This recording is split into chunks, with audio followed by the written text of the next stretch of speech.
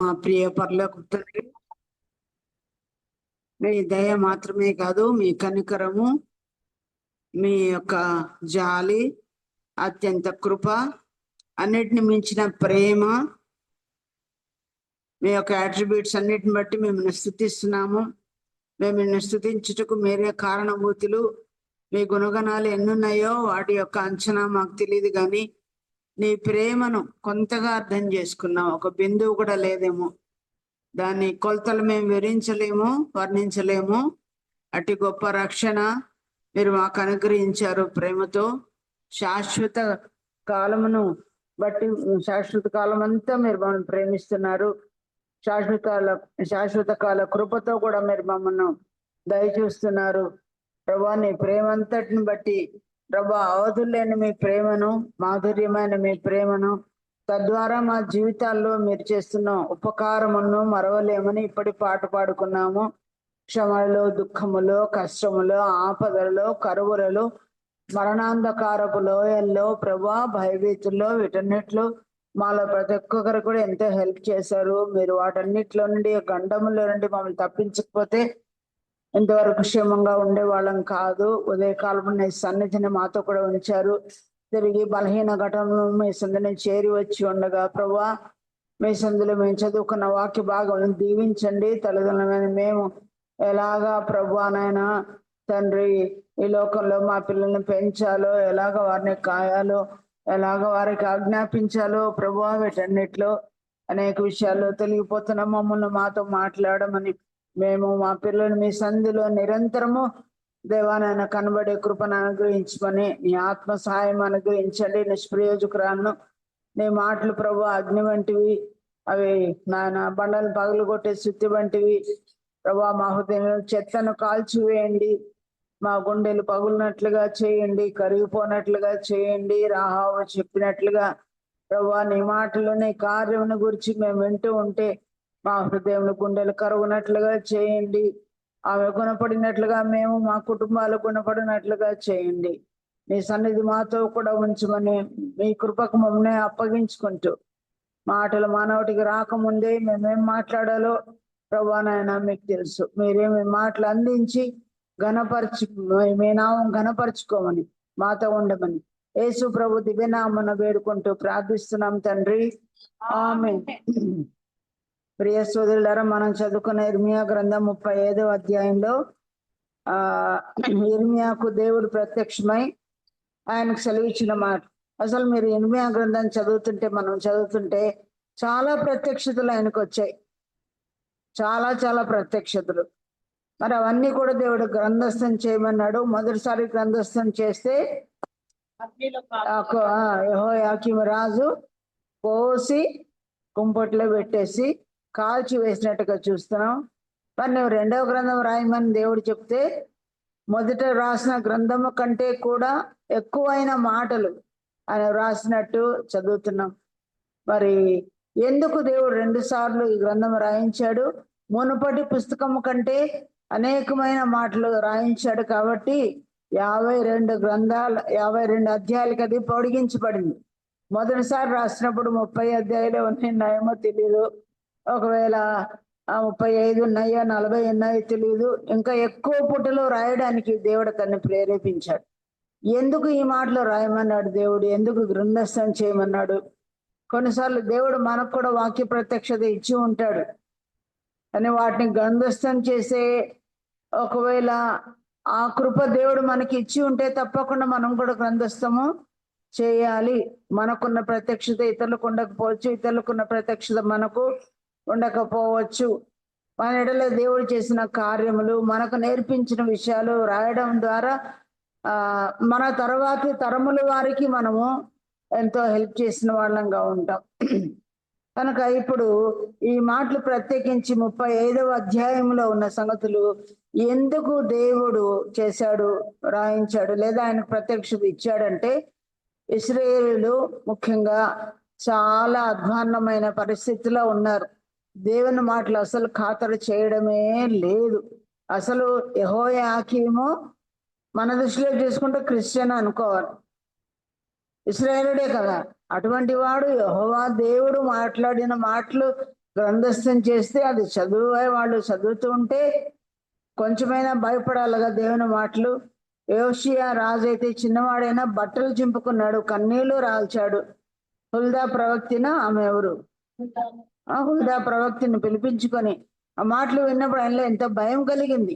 కానీ అటువంటి రాజుగా ఉన్నాడు యెహోయాకీము. భయం ఏమీ లేకుండా కోసేది, తర్వాత దాన్ని ఎదుట తను పెట్టుకున్నాడు కదా ఆ కుంపటి శీతాకాలం అది దానిలో కాల్చి వేసినట్టు చూస్తున్నాం. ఎవరో అన్యులు ఇది అలా చేశారంటే, వేరే మన గవర్నమెంట్లో ఎవరైనా వాళ్ళు చేశారంటే, అన్యులు చేశారంటే ఇట్స్ ఓకే, వాళ్ళకి తెలియదు కనుక.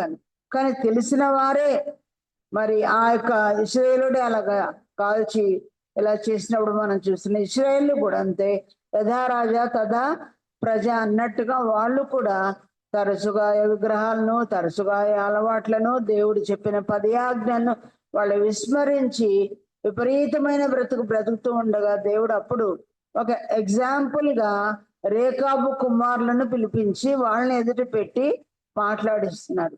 కనుక రేకాబు అనే వ్యక్తి మనం చూస్తే 2వ రాజులు గ్రంథంలో 10వ అధ్యాయం 15వ వచనంలో మనం ఇంటికి వెళ్ళి మనం చదువుకోవచ్చు. ఆ రేకాబుని గురించి 2వ రాజులు 10వ అధ్యాయము 15వ వచనం ఎవరైనా చదువుతారా?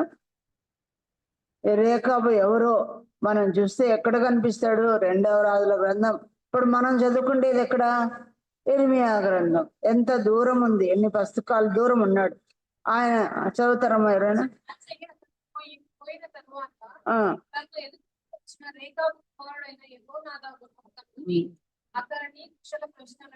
చాలు. ఇక్కడ ఎవరు కుశల ప్రశ్నలు అడిగేది? యెహూ అనే ఆయన. ఇంతకు ముందు మనకు 2వ రాజుల గ్రంథంలో చదువుతాం. అంటే బయలుదేవత ప్రవక్తలందరినీ చంపినవాడు, అతనికి ఎదురుగా వచ్చినవాడు ఈ రేకాబు అంట. నాకున్నట్లుగా మనసులో నీకు కూడా ఉందా అంటే, నీ మనసులో ఏముందో నా మనసులో అదే ఉంది అన్నప్పుడు ఇద్దరు షేక్ హ్యాండ్ తీసుకుంటారు. తర్వాత ఆయన్ని రథంలో ఎక్కించుకొని ఆ తర్వాత బయలుదేవతను మీరు చిన్నగా మొక్కారు, నేను చాలా ఎక్కువగా మొక్కుతున్నానని కపటోపాయం చెప్పేసి ఇశ్రాయేలు ఎవరెవరు బయలుదేవత ప్రవక్తను వాళ్ళందరినీ ఆ రోజు వధ చేస్తాడు యెహోవా. అట్లయితే రేకాబు కూడా ఎలాంటి వాడు? యెహోవా హృదయంలో ఏముందో ఆయన హృదయంలో కూడా అదే ఉందని చెప్పి షేక్ హ్యాండ్ తీసుకున్నాడు. కాబట్టి విగ్రహారాధన మెచ్చేవాడు కానే కాదు రేకాబు. అక్కడ ఉన్న రేకాబును గురించి ఇర్మియా గ్రంథంలో దేవుడు ఎత్తి చెప్పడం ఏంటంటే, మరి ఇర్మియా గ్రంథంలో ఈ మాటలు దేవుడు చెప్పినప్పుడు అక్కడ మనకు యెహోతో కనబడినప్పుడు మధ్యలో దూరం ఎంత అంటే కాలం ఎంత అయిందంటే 300 సంవత్సరాలు. ఇర్మియా గ్రంథంలో ఈ ప్రస్తావన రేకాబుది వచ్చిందంటే అంతకుముందు ఎన్ని సంవత్సరాల క్రితం ఉన్నాడు ఆయన? 300 సంవత్సరాల కింద ఉన్న రేకాబు సంగతి ఇర్మియా కాలంలో దేవుడు చెప్తున్నాడు అన్నమాట. కారణం ఏంటంటే ఈ రేకాబు ఇశ్రాయేలుకు ఏమని చెప్పాడంట? ఇది మిగతా అంతా చదువుకుంటే లేట్ అవుతుంది కాబట్టి మందిరం మాత్రమే కాకుండా కొన్ని గదులు ఉంటాయి. రాజుకు ఒక గది ఉంటుంది, లేవీలకు కొన్ని గదులు ఉంటాయి, యాజకులు కొన్ని గదులు ఉంటాయి, చాలా రకమైన గదులు ఉంటాయి. ఆ గదుల్లో ఒక గదికి పిలిపించాడంట. ఇదంతా బైబిల్లో ఉంది, మీరు చదవచ్చు. ఆ గది రాజు గదికి దగ్గరగా ఉందంట. అక్కడికి ఎవరైనా పిలిపించాడో చూడండి, 3వ వచనం. ఇర్మియా కుమారుడును యజన్యా మనుముడైన, అంటే మైక్ లేదు కాబట్టి నేనే చదవాల్సి వస్తుంది. అహజ్యన్యాను అతని సహోదరులను అతని కుమారులందరినీ అనగా రేకాబుల కుటుంబీకులను అందరినీ తోడుకొని వచ్చి తిని ఒక గదికి వీళ్ళందరినీ తీసుకొచ్చాడు. ఎవరిని? రేకాబుల కుటుంబం. ఎప్పటి నుంచి ఉన్నారు వాళ్ళు? 300 సంవత్సరాల నుంచి. ఇప్పుడు ఎన్ని తరాలై ఉంటాయి? ఇప్పుడు మనకు 70-80 ఏళ్ళు వచ్చేసరికి 90 ఏళ్ళు, ఒకవేళ 100 ఏళ్ళు వచ్చేసరికి 3 తరాలు వచ్చి ఉంటాయి మనకు పిల్లలకి. మా మామగారు 99 సంవత్సరాలు బతికాడు. ఆయనకి పిల్లలు ఉన్నారు, పిల్లలు ఉన్నారు, మనవరాళ్ళకు కూడా మళ్ళీ పిల్లలు ఉన్నారు. కనుక కనీసం 4 తరాలు వచ్చినాయి. అట్లయితే 300 సంవత్సరాలకి ఎన్ని తరాలు వచ్చి ఉంటాయి? 12 తరాలు ఇంచుమించు కదా. అది నెల అర్లీగా పెళ్లిళ్ళు కూడా జరిగి ఉంటాయి, ఇంకా ఎక్కువగా తరాలు వచ్చి అంటే ఈ కుటుంబీకులు అందరినీ తీసుకొచ్చినాడు అనమాట. అందరినీ తీసుకొచ్చి అక్కడికి వచ్చి ఇర్మియాయే ఏం చేశాడంట, పాత్రల్లో ఏమి నింపాడంట? ద్రాక్ష. 5వ వచనం, నేను రేకాబీయుల ఎదుట ద్రాక్షారసము నిండిన పాత్రను గిన్నెలను పెట్టి ద్రాక్షారసము త్రాగుడని వారితో చెప్పగా, వారు మా పితరుడు రేకాబు కుమారుడైన యెహోనాదాబు మీకైనను మీ సంతతి వారికైనను ఎప్పుడును ద్రాక్షారసం త్రాగకూడదని ఆజ్ఞాపించెను. ఇంకా ఏమన్నాడు? ద్రాక్షారసం. వాళ్ళు ఏమన్నారు? ద్రాక్షారసము త్రాగమని చెప్తున్నారు.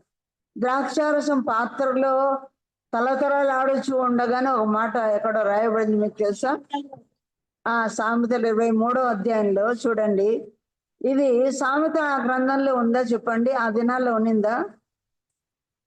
23, 29 అనుకుంటాను. తీసిన వాళ్ళు ఎవరైనా చదవండి, అది కూడా చదువుదామా? నేను చదవాలి, మైక్ ఒకటే ఉంది కాబట్టి. మిక్కిలి ఎర్రబడగను త్రాగుటకు రుచిగా నుండగను దాని వైపే చూడకుము అని దేవుడు చెప్తూ ఉండగా, వీళ్ళు దాని వైపు చూసేటట్టుగా ప్రవక్త అయిన ఈ ఇర్మియా ఏం చేశాడు? ఆ పాత్రలు నింపి పెడుతుంటే వాళ్ళకి ఎలా కనిపిస్తుంది? అది తలతలలాడుతూ ఉంది, రుచిగా ఉంది, చూడడానికి ఎర్రగా ఉంది.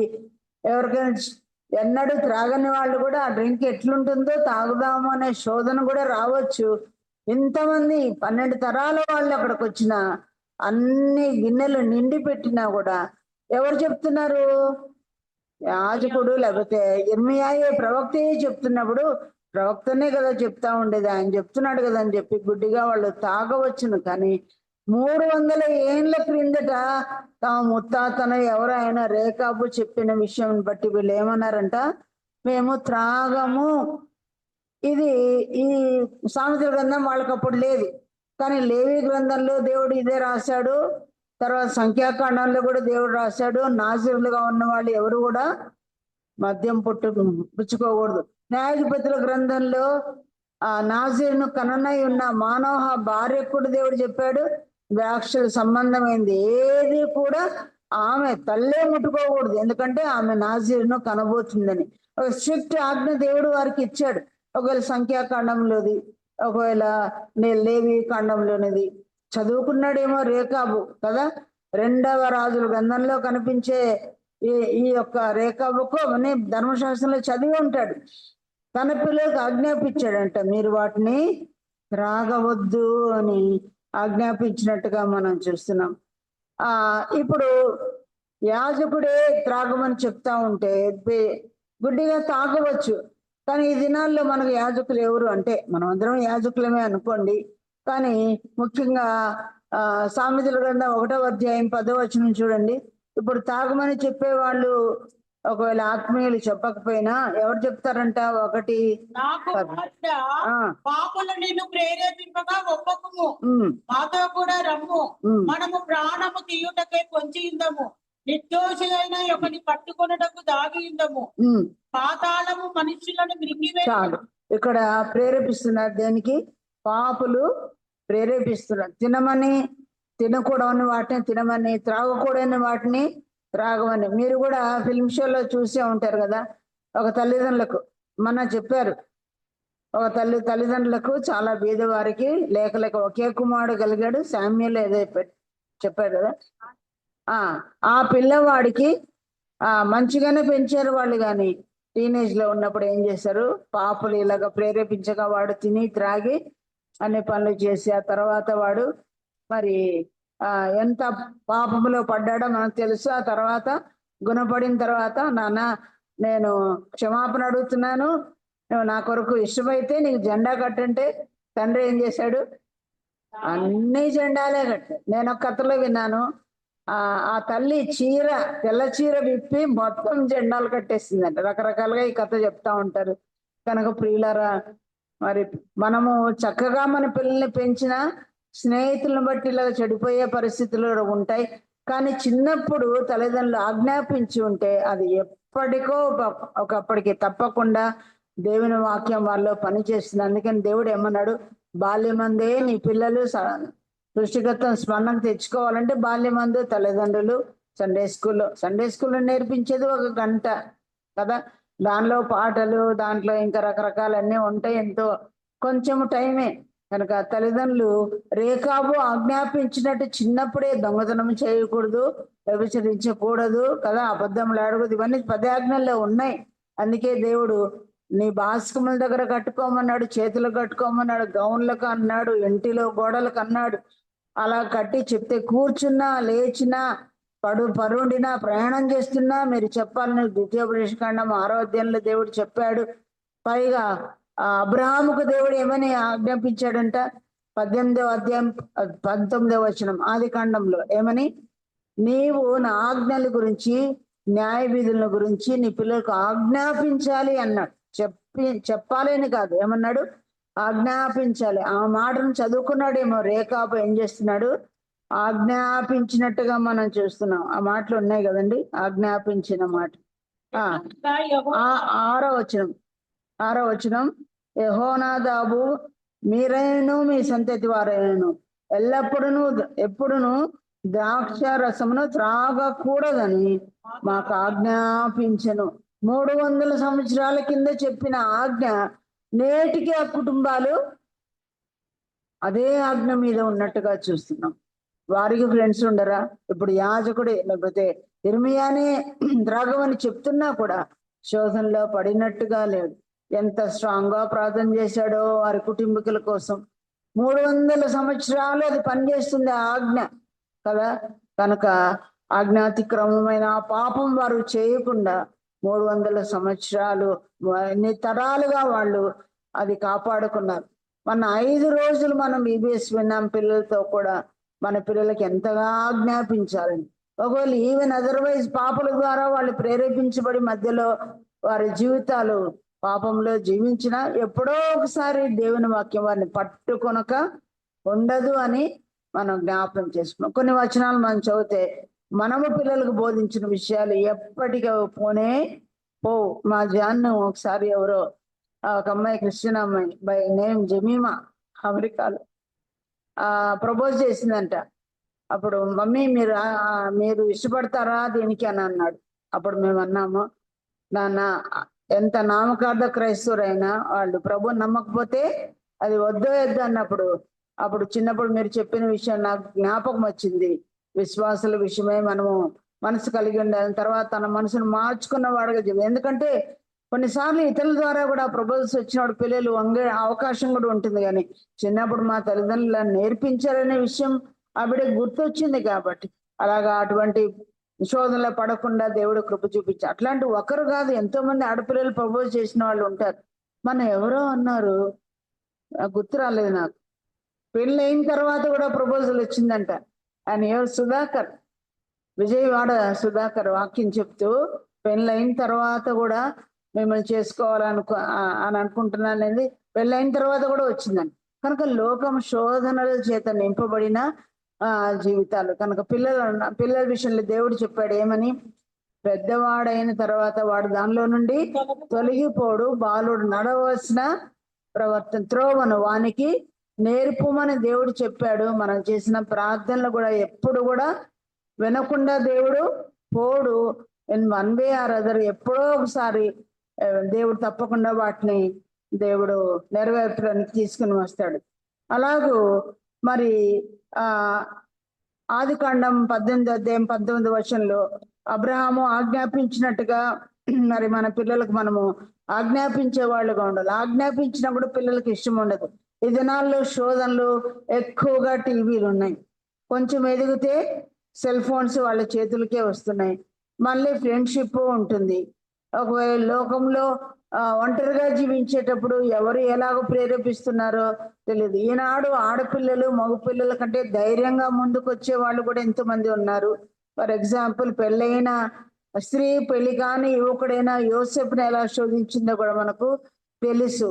కాబట్టి వీటన్నిటిలో మనం చెప్పేది మాత్రమే కాకుండా వారి కొరకు మనము చేయవలసిన ప్రార్థన కూడా ఎంతో ఉన్నట్టుగా మనము గమనించగలం. ప్రార్థనలో ఉన్న శక్తి ఎంత గొప్పదో మనం ఎరుగుతా ఉన్నాం. సరే, ఇంకా వాళ్ళు ఈ త్రాగుటను గురించి మాత్రమే కాకుండా ఇంకేమని ఆజ్ఞాపించాడంట? కొనవద్దు, విత్తనములు విత్తవద్దు, ద్రాక్ష తోట నాటవద్దు, అది మీకు ఉండనే కూడదు. పర్వాతము చేయి దేశంలో దీర్ఘాయుష్మంతులకు నీ దినములన్నీ గుడారములలోనే మీరు నివసింపవలనని అతడు మాకు ఆజ్ఞాపించను. గుడారములో అంటే అర్థమేంటి? అది మూవబుల్ గా ఉంటది. గుడారం ఎత్తేయచ్చు, ఇంకో జోడికి పోవచ్చు. దీన్ని బట్టి చూస్తే పర్మనెంట్ ఇల్లు మీరు కట్టుకుంటే అక్కడే నిలిచిపోతారు, దేవుని పని చేయడానికి మీరు ఫర్దర్ గా మూవ్ అవ్వలేరు అని చెప్పి, ఒకవేళ దేవుడు ఎక్కడికి మిమ్మల్ని పంపిస్తే అక్కడికి వెళ్ళి మీరు సేవ చేయాలని. ముఖ్యంగా ప్రతి గోత్రానికి స్వాస్థ్యం ఇచ్చాడు. ఎవరికి ఇవ్వలేదు దేవుడు? లేవీలు. కాబట్టి లేవీలు స్వాస్థ్యం లేదు కనుక 12 గోత్రాల స్వాస్థ్యంలో అక్కడక్కడ కొంత మంది వాళ్ళు ఉండాలన్నమాట. కానీ ముఖ్యంగా సేవా సమర్పణ కలిగిన బిడ్డలను దేవుడు కొన్ని మామూలు సామాన్య వ్యక్తుల కంటే మరి ఎక్కువైన ఆజ్ఞలు వాళ్ళకి ఇస్తాడు. వాళ్ళు అట్లే ఉన్నారా, వీళ్ళు అట్లే ఉన్నారా అని కొన్నిసార్లు మనం ప్రశ్న వేయచ్చు. కానీ స్పెషల్ గా దేవుడు ఎన్నిక చేసుకున్న వాళ్ళని, అంటే యాజకులు, లేవీయులు మరి సమీపంగా ఉండి గుడార సేవ చేస్తారు. గుడార సంబంధమైన వాటిని కూడా వాళ్ళు చేస్తారు. కాబట్టి కనుక దేవునికి ఎవరు ఎక్కువగా సమీపంగా ఉన్నారో, దేవుని ప్రత్యక్షత ఎక్కువగా కలిగి ఉన్నారు, ఎవరైతే ఆయనకు సమీపస్తులే జీవిస్తున్న వాళ్ళకి రూల్స్ అండ్ రెగ్యులేషన్స్ ఎక్కువగా ఉన్నట్టు కూడా మనం చూస్తున్నాం కదా. ఇదే ఆజ్ఞ ప్రతి ఒక్కరికి ఉంది, ఇశ్రాయేలందరికీ ఉంది. కానీ రేకాబు వీళ్ళ కుటుంబం మాత్రమే అంత సమీపంగా దేవునికి సేవ చేయాలని అనుకుంటున్నారు. ఈవెన్ ఇండ్లు కూడా కట్టించుకోకూడదు, ద్రాక్ష తోటలు వేసుకోకూడదు, అటువంటి మీకు ఉండకూడదు అని అన్నాడు. అంటే మన జీవితంలో కూడా ఒకవేళ పర్మనెంట్ ఇండ్లు మనకున్నా కానీ ప్రభు వస్తేవని కాలిపోతాయి. కానీ ఏం చేసినా ఈనాడు చూడండి, మనము చిన్న విషయానికి ఇంట్లో ఎవరు లేరు, వీళ్ళు తాళం వేసి రావాల్సి వస్తుంది, లేకపోతే రకరకాల అడ్డాలు చెప్తున్నామా లేదా? ఇంట్లో నేను ఒక్కదాన్నే ఉన్నాను, లేకపోతే కొన్నిసార్లు దేహ సంబంధమైన బలహీనతలే. ఇక్కడున్న పెద్దోళ్ళందరిలో కంటే చిన్నోళ్ళకే ఎక్కువ రోగాలు ఉన్నట్టు మనం చెప్పుకుంటా ఉంటాం చాలాసార్లు. ప్రభు అన్నాడు, ఇల్లు విడిచిపెట్టాలి, శరీరాన్ని కూడా ఒకసారి విడిచిపెట్టాల్సి వస్తుంది. సాకులు ఏమీ చెప్పకుండా మూవబుల్ గా ఉండాలి మనము కానీ, మన ఇంటి పరిస్థితులు కానీ. దీనివల్ల నేను రాలేదు, దానివల్ల నేను రాలేదు, దీనివల్ల అటెండ్ అవ్వలేదు అని చెప్పుకోవడానికి 1,00,000 సమస్యలు ప్రతి ఒక్కరికి ఉంటాయి. అవునా? నిన్న ఒక చోటికి మేము వెళ్ళాం. మీకు సువార్త చెప్తుంటే అడిగితే, అమ్మ నాకు 4 ఆడపిల్లలు, మా వాళ్ళు కూడా ప్రభు నమ్ముకున్న వాళ్ళు ఉన్నారు, కానీ వీళ్ళతోనే నేను ఆ గుడికి రాలేకపోతున్నాను, మా ఇంటి దగ్గరే ఫలానా చర్చ్ ఉందని చెప్పింది. ఆడపిల్లలు 4 ఉన్నా, 1 ఉన్నా, పిల్లలు లేకున్నా, వృద్ధులమైన ఏదైనా కూడా ప్రభు సంధికి మనం రావాల్సిన వారంగా ఉన్నాం. అన్ని ఇచ్చినవాడు ఆయనే, ఇవ్వకపోతే కూడా ఆయనే. యెహోవా ఇచ్చి తీసుకున్నా ఏ విషయంలో కూడా మనము నేను రాను అనే సాకులు చెప్పే అవకాశమే మనకు లేదు. అందుకే ప్రభు ఉన్న పాటున రమ్మని దేవుడు చెప్పాడు. ఒక రక్షణకు మాత్రమే ఉన్న పాటనే పాడుకోవడం కాదు, కానీ అన్ని సమయాల్లో కూడా సాకులు చెప్పకుండా ఉండాలి. మనకు తెలుసు బాగా, నేను ఒక స్త్రీని వివాహం చేసుకున్నాను, పొలం కొన్నాను, తర్వాత ఎద్దులు కొన్నాను, ఇవి 3 మాత్రమే ఎగ్జాంపుల్ గా. కానీ అలాంటి సాకులు మనమందరము చెప్తున్నాం. ఈరోజు ఎందుకు రాలేదంటే కారణం ఇది ఎందుకు రాలేదంటే ఎండ. ఒకసారి ఫోన్లో ఒక అవును, ఎండల కాలంలో ఎండలు ఉంటాయి, వర్షాకాలంలో వర్షం ఉంటుంది, గాలి కాలంలో గాలి ఉంటుంది, రోగాల కాలంలో సీజనల్ గా వచ్చే రోగాల్లో రోగాలు ఉంటాయి. అవన్నీ మామూలే జీవితంలో, వాటిని మనం ఎదురు పెట్టుకోకూడదు, అవే అభ్యంతరములు అన్నాడు.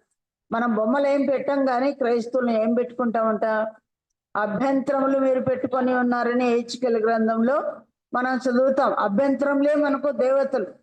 అసలు మనకు మనమే పూజించుకుంటున్నామేమో. ఓ పాటలో ఉంది కదా, ఏ సాటి లేనిదా, నిన్ను నీవే పూజించుకొనిచున్నావా, నీ దేవుండెవరు, నీ పూజ ఎవరికి, నిన్ను నీవే పూజించుకొనిచున్నావు అంటే మరి అనుకునే రీతిగా మనకు మనమే పూజ చేసుకొని మన రోగమే, మన అభ్యంతరమే, మన ఒళ్ళు సుస్థిగా ఉంది అనుకోవడం, లేకపోతే హుషారుగా లేదంటాం, చిన్న చిన్న సాకులు ఏమని చెప్పుకొని పర్వాలేదు నాకు ఒక కారణం ఉంది అనుకుంటున్నాం.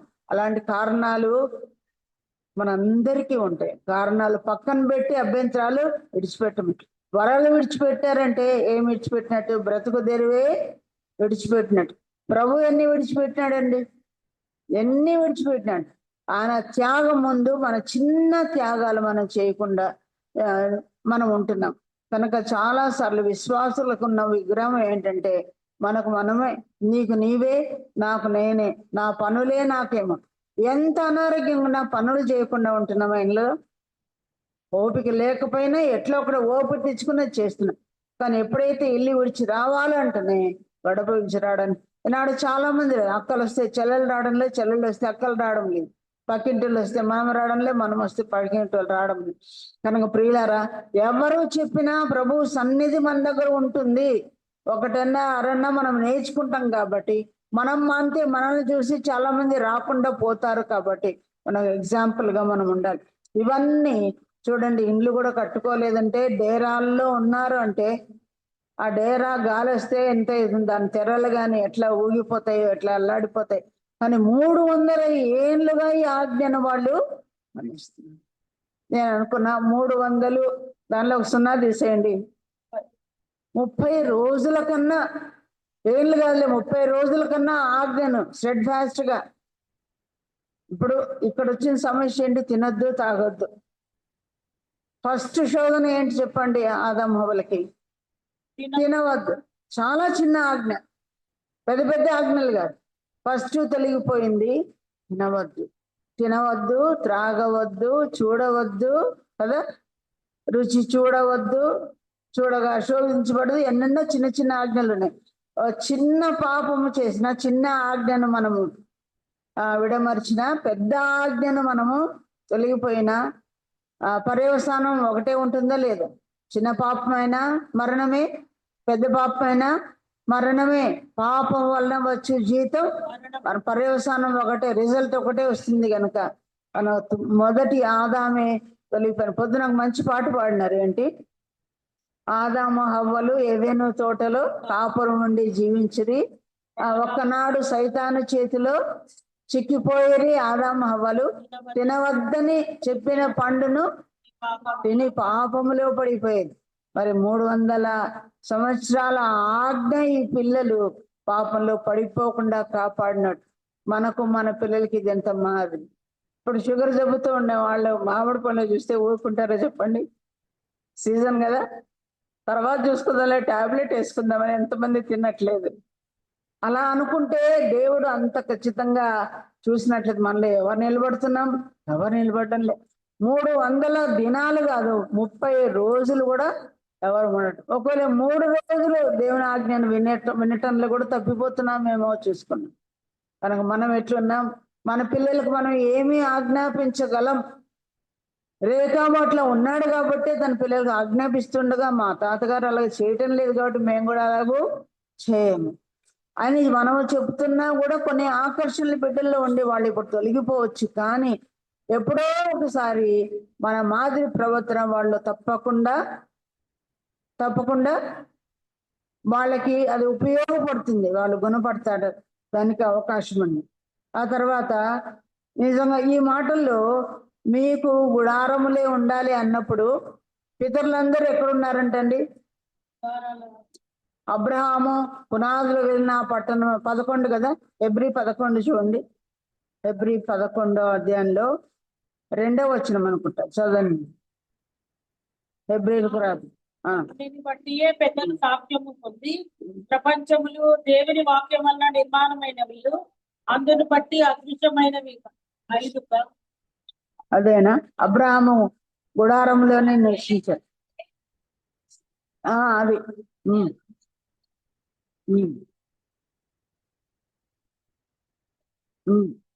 అబ్రహాము ఎంత ధనవంతుడో కదా, అంత ధనవంతుడైన పునాదులు నా పట్టణం ఎదురు చూస్తూ పితరులందరూ కూడా అలాగే ఉడారవాసులుగా ఉన్నట్లు మనం చూస్తున్నాం.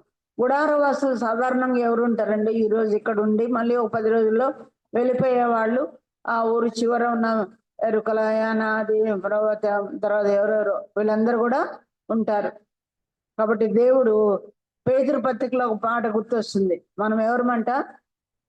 యాత్రికులను పరదేశులమై ఉన్నామని తెలుసుకోండి. ఒకవేళ దేవుడు పర్మనెంట్ గా మనకి ఏమిచ్చినా కూడా మనం ఎలా ఉండాలి? ఇది సుస్థిరమని ఎప్పుడు అనుకోకూడదు కదా. మనం యాత్రికులము, పిలిగ్రిమ్స్, మనము యాత్రికులము, పరదేశులము, ఈ దేశం మంది కాదని పాడుకుంటున్నాం. పరలోకము ఆ దేశం అని పాడుకుంటున్నాం. వెళ్ళేదేం మరి శ్రేష్ఠ దేశం నిజము అని మనం అనుకుంటున్నాం. కాబట్టి ఇక్కడ నుంచి ఈ ఊర్లో ఉన్న దేవుని సన్నిధికి రావడానికే ఇల్లు వదిలిపెట్టకపోతే, ఒకరోజు దేవుడు పిలుచుకుంటే శాశ్వతంగా మనం వెళ్ళిపోతాం. కాబట్టి ఇక్కడ నుండి ఎవరు ఇంటిని, ఒకవేళ మంచి ఇంటిని దేవుడు మనకి ఇచ్చిన దేవుని సన్నిధికి ఆటంకంగా పెట్టుకోకూడదు. చిన్న అనారోగ్యం లేవలేని పరిస్థితి అంటే మనం చెప్పలేము. కానీ ఓపిక ఉన్నంత వరకు అన్నిటికీ మనం రావాల్సిన వాళ్ళం. అన్ని కొడుకులకు రావాల్సిన వారు. మాటికి నేను ప్రతి ప్రసంగంలో ఇదే చెప్తున్నాను, ఏంటంటే ఏది ఆ దినము సమీపించడం మీరు చూచుకోలేది, మరి ఎక్కువగా అలాగూ చేయండి అని. మరి ఎన్ని రోజులు దేవుని సందులో 5 రోజులు కనబడిన వాళ్ళు ఇప్పుడు కనబడ్డంలే ఈరోజు ఈ క్షణం. అవునా? ఒకవేళ జూములు ఉన్నాయిలే, జూమ్ లింక్ లో చూసుకోవచ్చు అనుకోవచ్చు, కానీ మన అది కూడా చెప్పారు ఏదో జూముల్లో వీళ్ళే కదా స్టాఫ్, ఆ 6 members లో ఒక జూములు ఉన్నాయి కదా, ఫేస్బుక్ లో చూసుకోవచ్చు, యూట్యూబ్ లో చూసుకోవచ్చు అని అనుకుంటామని. కానీ దైవ సన్నిధికి మన ఆత్మ ప్రాణ శరీరంతో కూడా మనం వస్తే దేవుని మనం ఎంత లక్ష్య పెట్టినట్టు. ఒక మానవుడైన రేఖాబు యొక్క ఆజ్ఞలే ఇంత ప్రధానంగా వారు చేస్తుంటే, ఇశ్రాయేలులారా ఈ బిడ్డలు మీకు ఎగ్జాంపుల్ గా పెట్టాను, వీళ్ళ ద్వారా మీకు పాఠం నేర్పిస్తున్నాను. యెహోవానైనా నేను చెప్తే కూడా మీరు మాట వినరా? ఈయన మాటలు స్థిరంగా ఉన్నాయంటే చూడండి, ఇక్కడ రాబోయడం ఉంది 14వ వచనం చదువు. ద్రాక్షారసము త్రాగవద్దని రేకాబు కుమారుడైన యెహోనాదాబు తన కుమారులకు ఆజ్ఞాపించిన మాటలు స్థిరముగా ఉన్నవి.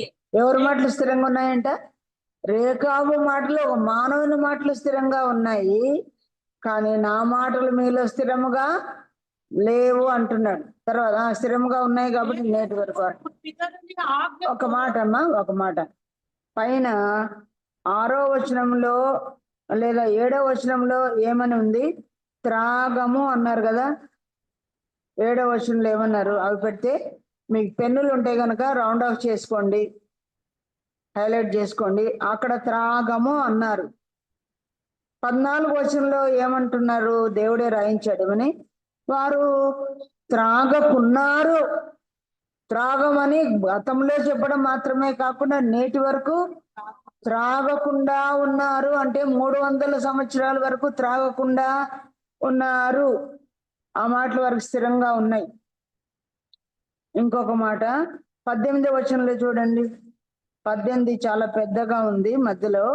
మీరు మీ తండ్రి అయిన, చూసారా, మీరు మీ తండ్రి అయిన యెహోనాదాబు ఆజ్ఞకు విధేయులై అతని విధులన్నిటినీ గైకొని అతడు మీకు ఆజ్ఞాపించిన సమస్తమును అనుసరించుచున్నారు. మొదట త్రాగమన్నారు, త్రాగకుండా ఉన్నారు, ఇప్పుడు సమస్తము. అంటే త్రాగుట మాత్రమే కాక ఇల్లు కట్టించుకోవద్దు అన్నాడు, ద్రాక్షారసం మరి తోటలు వేసుకోవద్దు అన్నాడు, డేరాలనే ఉండమన్నాడు. ఇవన్నీ కూడా వాళ్ళు అనుసరిస్తూనే ఉన్నారు. మీరైతే నా మాటలు వినకుండానే ఉన్నారు, నా మాటలు స్థిరపరచుకోలేదు, వాటిని అనుసరించకుండా ఉన్నారని పాఠం చెప్పడానికి ఈ పిల్లల్ని ఎగ్జాంపుల్ గా తీసుకుని వచ్చినట్టుగా చూస్తున్నాం. మనందరి పిల్లలు రేకాబు పిల్లలుగా ఉండడానికి మనం కూడా ప్రార్థన చేసుకోవాల్సిన అవసరం ఎంతో ఉంది. తినే దాంట్లో, త్రాగే దాంట్లో పిల్లలు ఎంత తొందరగా ఆదామాబలే పడిపోయినప్పుడు మన పిల్లలు మనం కూడా తొలగిపోతున్నాం అనేక సార్లు. కనుక దేవుని మాటలు మాత్రం స్థిరంగా ఉండాలి. ఆయన 10 ఆజ్ఞలే కాదు, గ్రంథమంతా ఆజ్ఞలే ఉన్నాయి. కాబట్టి మన పిల్లలకు వాటిని విధిగా బోధించాలి. 10 ఆజ్ఞలు ప్రతి ఒక్కరికి నేర్పించవలసిన వారంగా ఉన్నాము, వాటిని కంఠస్థం చేయించవలసిన వారుగా ఉన్నాం. సరే, ఇంత బాగున్నారు వాళ్ళు. త్రాగము అన్నారు, త్రాగకుండా ఉంటున్నారు, సమస్త ఆజ్ఞను అనుసరిస్తూ ఉన్నారు. దేవుని చేత సాక్ష్యం పొందారు. అటువంటి వాళ్లకు దేవుడిచ్చిన ఆ ఆ ఆశీర్వాదం ఏంటో చూద్దాం.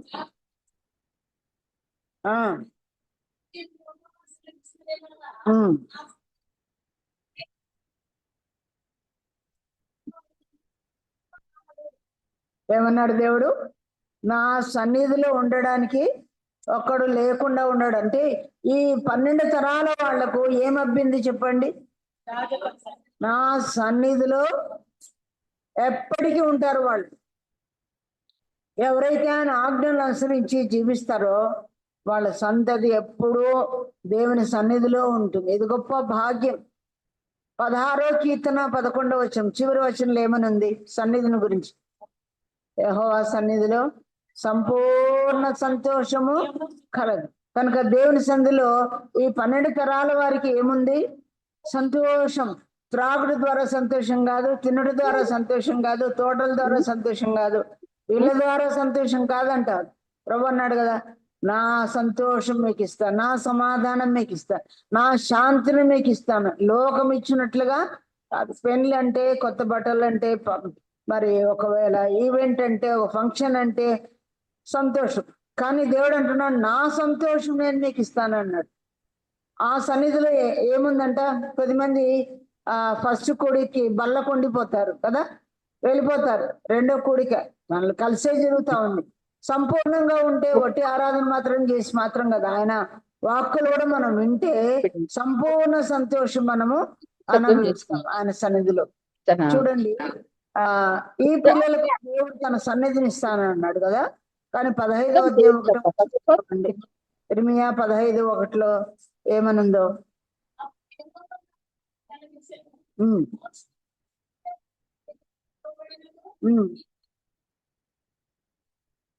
ఎవరు ఈ ప్రజలంటే? ఇశ్రాయేలులే. ఈవెన్ మోషే ప్రార్థన చేసినా, సమూయేలు చేసినా, ఇంకోటి ఎవరైనా భక్తాగ్రేసరుడు భక్తులు ఎవరు చేసినా మీ పక్షంగా నేను వినాను, నేను ఆమెను అన్నాను. ఎందుకంటే వీరు నా సన్నిధిలో ఏమన్నాడమ్మా?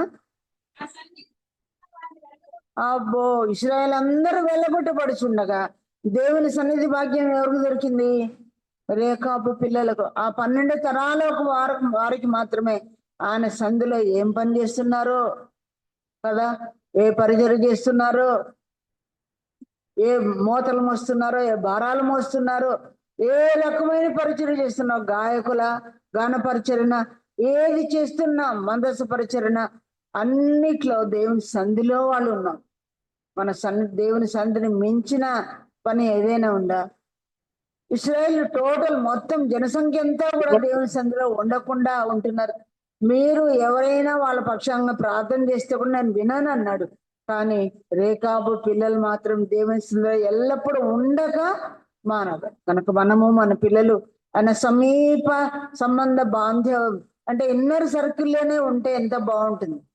కనుక వాక్యం ఉంది కదా, భక్తిహీనుల గుడారంలో నేను 1000 దినములు కదా, 1000 దినముల ఉండట కంటే నీ సన్నిధిలో ఆవరణములో, సన్నిధిలో కూడా నీ మందిర ఆవరణములో 1 దినము గడుపుట 1000 దినముల కంటే అది శ్రేష్టమని. రేఖాబు పిల్లలు ఎంత శ్రేష్టతను పొందుకున్నారు. ఇశ్రాయేల్ అందరూ సన్నిధిలో ఉండకుండా వెళ్ళిపోయినారు. అందుకు చివరికి చెప్పి పెందల కడ ఎవరినైనా పంపించాడు? ఆయా యొక్క భక్తులని, ప్రవక్తలను పంపించినా వినలేదు గనక పదండి మీకు దేవుడు శిక్ష పెట్టినట్టని నెబుకద్నెజరు పంపించి దేవుడు వారిని 70 ఏళ్ళ చెరకు పంపించినట్టు మనం చూస్తున్నాం. అంత మాత్రమే కాదు, నేను చదువుతుంటే నాకు గుర్తొచ్చింది, రిస్పా మన అందరికీ తెలుసు. రిస్మా పిల్లలు 2, అంటే సౌలు ద్వారా ఆమెకి 2 కలిగారు, మనకు బాగా తెలుసు. సౌలు కుమార్తె ఒక ఆమె ఉంది, ఆమె పేరే మేరబు అద్రియేలును పెళ్లి చేసుకుంది. దావీదుని వద్దనుకుంది, ఎందుకంటే కట్నం కూడా ఏమి ఓలి ఇవ్వడని. కానీ ఆమెకు 5 మంది పిల్లలు పుట్టారు అద్రియేల్ ద్వారా. ఆ అద్రియేల్ ద్వారా పుట్టిన 5 మంది, సౌలు ద్వారా రిస్పాకు పుట్టిన 2, మొత్తం 7 మందిని దేవుడు ఏం చేయమన్నాడు? గిబియోనీయులతో, గిబియోనుల మిమ్మల్ని చంపకూడదంటే సౌలు ఆయన పిల్లలందరూ మిమ్మల్ని చంపారు కనుక మీరేం చేయాలి? ఈ 7గురిని యెహోవా సన్నిధిలో ఉరి తీయాలి అన్నారు. అది ముఖ్యంగా ఉరి తీసేది మాత్రమే కాదు, యెహోవా సన్నిధి అని మనం గుర్తుపెట్టుకోవాలి. యెహోవా సన్నిధిలో సంపూర్ణ సంతోషం ఉంది. యెహోవా సన్నిధి నీకు తోడుగా వచ్చును గాక అని బైబిల్లో ఉంది. సర్వలోకనాథుని సన్నిధిని పర్వతంలో మయం వలె కరుగును గాక, అది కూడా ఉంది. జకర్యా గ్రంథంలో ఇద్దరు కదా, ఒక భార్యాభర్తలు జకర్యా గ్రంథంలో వాళ్ళు ఎప్పుడు దేవుని సన్నిధిలో ఆయిల్ పోస్తూనే ఉన్నారని మనం చదువుతాం. ఇట్లాగా ఎంతో మంది దేవుని సన్నిధిలో వాడబడిన వాళ్ళు ఎంతో మంది ఉన్నారు. దేవుని సన్నిధిలో మన గడ్డు సమస్యలు, పర్వతం లాంటి సమస్యలు మైనం వల్లే కరుగుతాయి, ఆయన సన్నిధి తోడుగా వస్తుంది. కానీ అదే సన్నిధిలో మనం వచ్చిన పాపాలు చేసి ఆయన సన్నిధికి వచ్చినారు ఈ పిల్లలు. కొండ మీద యెహోవా సన్నిధిలో వనపట్టుపరుచుకొని ఆ బిడ్డలను కాపాడడానికి వచ్చింది.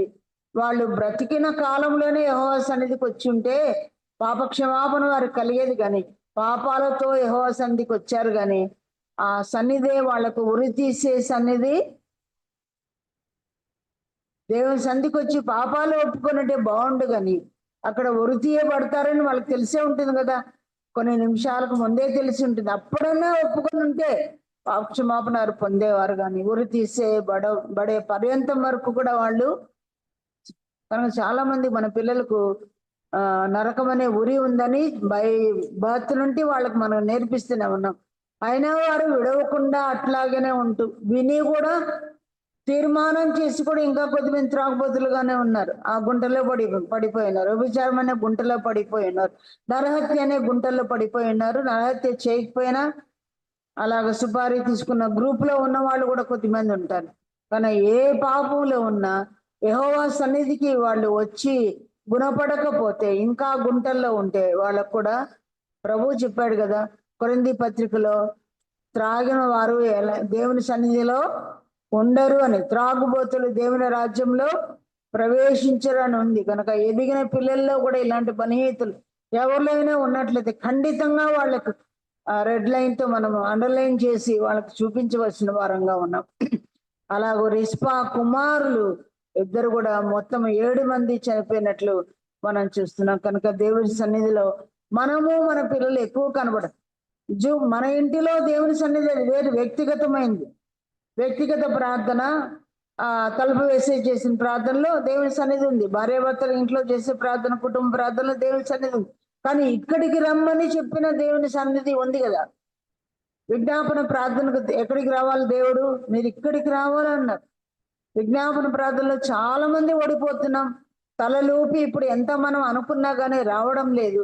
ఇక్కడికి వచ్చి ప్రార్థన మీరు చేస్తే వినేవి చాలా పెద్ద పెద్ద జవాబులు మనం పొందుతాం. అందుకే మరి చిత్తపట్టుట గాని, లేకపోతే యుద్ధము గాని, కరువు గాని, ఖడ్గము గాని, రోగము గాని వచ్చినప్పుడు మీరు నా మందిర సన్నిధిలో మీరు తలుపులు తెరిచి, దూరంలో వాళ్ళు జైల్లో ఉన్నారు కాబట్టి చెరసాల్లో తలుపులు తెరిచి అప్పుడు ప్రార్థన చేయాలి. ఇప్పుడు జైల్లో ఉన్నట్టు మనం జూమ్ లో ఉండి ప్రార్థన చేయడం కాదు. సంఘ ప్రార్థనలు ఇక్కడ జరిగినప్పుడు శుక్రవారం మనం ఇక్కడికి విధిగా రావాలి.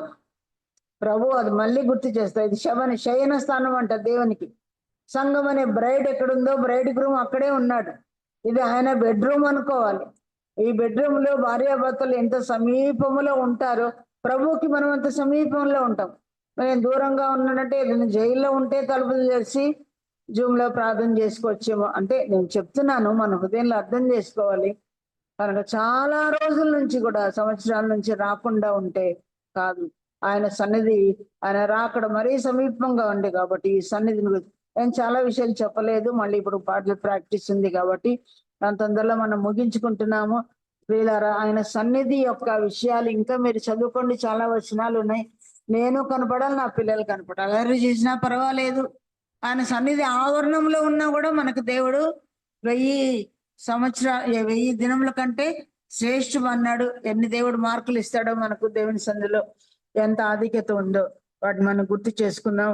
మననే అయిపోయిన ఎన్నో దేవుని సేవకులు 6 మెంబర్స్ వచ్చి ఎన్నో మంచి స్కిట్స్ కదండి. చాలా ఎవ్రీ ఇయర్ జరిగిన దానికంటే చాలా ఎక్కువగా బాగా జరిగాయి. అందరికీ సంతృప్తి కలిగింది. జూమ్ లో చూసిన వాళ్ళు కూడా చాలా బాగుంది కదా అని కూడా చెప్తా ఉన్నారు అందరు కూడా. కనుక ఎంతగా హెచ్చరించబడ్డాము. మరో సంవత్సరం ఇలా జరుగుతుందో లేదో తెలియదు. మంచి బైబిల్ స్టోరీస్ చెప్పారు, పాటలు ఎంత చక్కగా అర్థంగా ఉన్నాయి.